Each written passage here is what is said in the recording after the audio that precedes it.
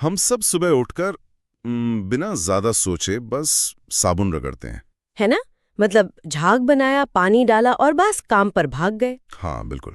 एक ऐसा mechanical routine है जिस पर हम शायद ही कभी ध्यान देते हैं। वही तो। लेकिन आज हमारे पास जो स्रोत है, एक khadi mixed fruit handmade soap का प्रमोशनल डॉक्यूमेंट। और आज की इस विस्तृत चर्चा का मकसद ये समझना है कि कैसे एक साधारण सा साबुन सिर्फ मैल नहीं निकालता, बल्कि वो विज्ञान, पारंपरिक कला और ज्योतिष तक के दावे कर रहा है। हाँ, ये सच में बहुत अजीब और दिलचस्प मिश्रण है। मतलब स्किन केयर को एक बिल्कुल अलग ही नजरिए से पेश किया गया है इसमें। बिल्कुल।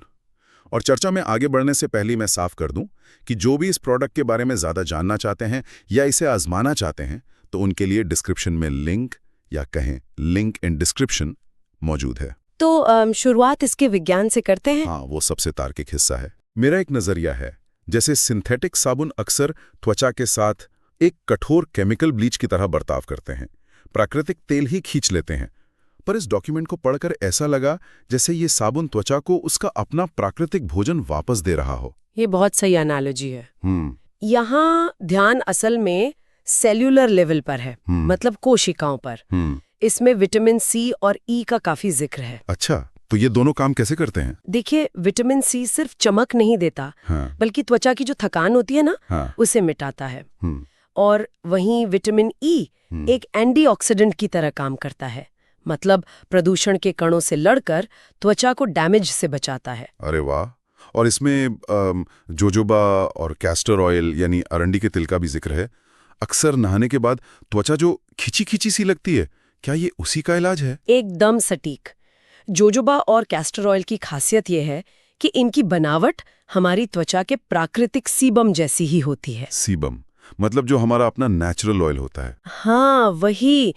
तो त्वचा इन्हें कोई बाहरी केमिकल नहीं मानती, बल्कि गहराई तक सोख लेती है, जिससे नमी अंदर ही लॉक हो जाती है और रूखापन नहीं आता। ये विटामिन्स वाली बात सुनने में तो बहुत अच्छी लगती है।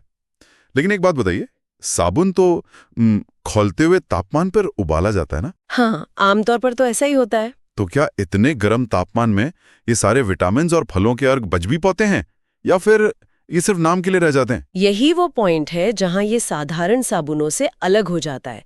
व्यावसायिक साबुनों को जल्दी बनाने के लिए बहुत ज्यादा हीट दी जाती है, जिससे सच में सारे पोषक तत्व नष्ट हो जाते हैं। अच्छा। लेकिन इस डॉक्यूमेंट में साफ लिखा है कि इसे कोल्ड प्रोसेस तकनीक से बनाया गया है। ये कैलाश ग्रामोद्योग पहल के तहत है और HKVIB द्वारा प्रमाणित भी है। तो इसमें हीटिंग बिल्कुल नहीं होती? क्या ये हमारे यहाँ के कच्ची घानी के तेल जैसा कुछ है? हाँ हाँ, बिल्कुल वैसा ही। जिसे कच्ची घानी के सरसों के तेल में गर्माहट न होने की वजह से उसका सारा पोषण बचा रहता है, वैसा ही कुछ इस साबुन के साथ है क्या? ये बहुत ही बेहतरीन उदाहरण दिया आपने। बिल्कुल कच्ची घानी की तरह ही कोल्ड प्रोसेस फलों के अर्क और प्राकृतिक तेलों की शुद्धता बनाए रखता है। मतलब क्वालिटी से समझौता नहीं किया गया है। एकदम। और इसके अलावा ये सल्फेट, पैराबेन्स और सिंथेटिक सुगंध जैसी हानिकारक चीजों से 100% मुक्त है, जो संवेदनशील त्वचा के लिए बहुत जरूरी है। यहाँ तक तो विज्ञान और निर्माण की कला समझ में आती है। लेकिन इस डॉक्यूमेंट का एक हिस्सा है जिसने मुझे सच में चौंका दिया। आप शायद उसी ज्योतिष वाले दावे की बात कर रहे हैं? हाँ, वही। मतलब बाहरी देखभाल तक तो ठीक था, लेकिन एक साबुन हमारी ऊर्जा और ग्रहों के प्रभाव को कैसे बदल सकता है? झाग से बृहस्पति ग्रह का आशीर्वाद मिलना मुझे तो मार्केटिंग का एक बहुत बड़ा दावा लगता है। पहली बार पढ़ने पर यह किसी को भी अजीब लगेगा, मुझे भी लगा था। लेकिन अगर हम इसे वैदिक परंपरा और मनोविज्ञान के चश्मे से देखें, तो ये दरअसल एक सेंसरी रीसेट की प्रक्रिया है। सेंसरी रीसेट वो कैसे? इस साबुन का जो चमकीला नारंगी रंग है और फलों की तीखी महक है, उसे बृहस्पति की ऊर्जा से जोड़ा गया है, जो विकास और प्रचुरता का प्रतीक है। लेकिन महक और रंग का ग्रहों से क्या लेना देना है, ये थोड़ा समझाएंगे? देखिए, विज्ञान ये साबित कर चुका है कि सिट्रस या खट्टे फलों की महक हमारे दिमाग में कॉर्टिसोल यानी तनाव के हार्मोन को कम करती है और मूड को तुरंत बेहतर बनाती है। अच्छा, तो ये सीधा हमारे नर्वस सिस्टम पर असर कर रहा है? बिल्कुल। और वैदिक काल में हमारे पूर्वजों ने मूड और ऊर्जा में आने वाले इसी सकारात्मक बदलाव को बृहस्पति का नाम दे दिया था। ओहो, अब समझ आया।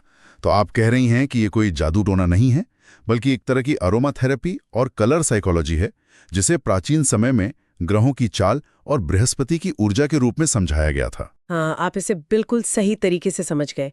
ये सिर्फ नहाने की बात नहीं है, ये सुबह सुबह उस मनोवैज्ञानिक प्रभाव का इस्तेमाल करके अवचेतन मन को एक सकारात्मक शुरुआत देने का तरीका है। ये तो एक साधारण सी सुबह को देखने का नजरिया ही बदल देता है, सच में। और जो भी लोग इस समग्र अनुभव को प्राप्त करना चाहते हैं, उन्हें मैं फिर से याद दिला दूं कि डिस्क्रिप्शन में लिंक इन डिस्क्रिप्शन मौजूद है।